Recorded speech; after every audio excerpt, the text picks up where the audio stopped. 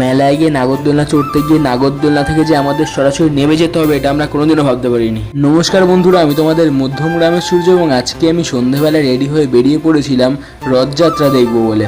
আমাদের এখানে গঙ্গানগরে ভালো বড় করে রথযাত্রা পালন হয়।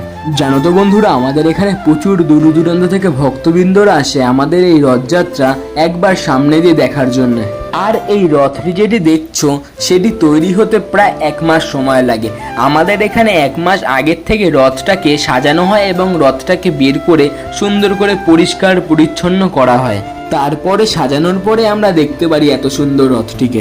আর জানো তো বন্ধুরা, রথযাত্রার দিনে জগন্নাথ দেব, বলরাম এবং সুভদ্রা তাদের মূল মন্দির থেকে গুন্ডিচা মন্দিরে যান। লোকবিশ্বাস অনুযায়ী এই গুন্ডিচা মন্দিরই তাদের মামাবাড়ি হিসেবে পরিচিত। এর পেছনে একটি সুন্দর বিশ্বাস প্রচলিত আছে।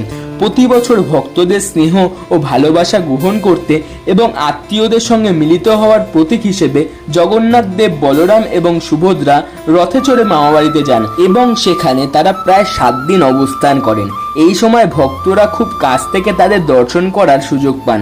এরপর উল্টো রথ বা বহুরা যাত্রায় তারা আবার শ্রীমন্দিরে ফিরে আসেন। যাই হোক, ঠাকুর নিয়ে একটু বেশি জ্ঞান দিয়ে ফেললাম, এরপরে আমাকে নিয়ে জ্ঞান দেওয়া যাক। তাই আজকে মেলায় গিয়ে প্রথমেই দিদিরা সাজগোজের জিনিস দেখতে থাকে আর আমি সোজা চলে আসি নাগরদোলনা চড়তে, কারণ নাগরদোলনা চড়তে আমার খুবই ভালো লাগে। আগের বারেও খুব ভালো লেগেছিল আর এবারেও এক্সপিরিয়েন্সটা খুবই ভালো। তাই তারপরে আর কি চলে আসি জিলেপি, বাদাম কিনতে, নিমকি কিনতে।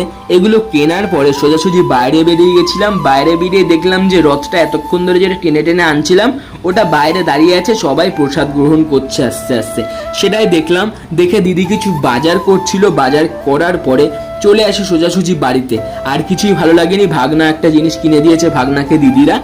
চলে এসেছিলাম বাইরে। চলো বন্ধুরা, ভালো থেকো, সুস্থ থেকো আর সবাইকে জয় জগন্নাথ, হরি বল।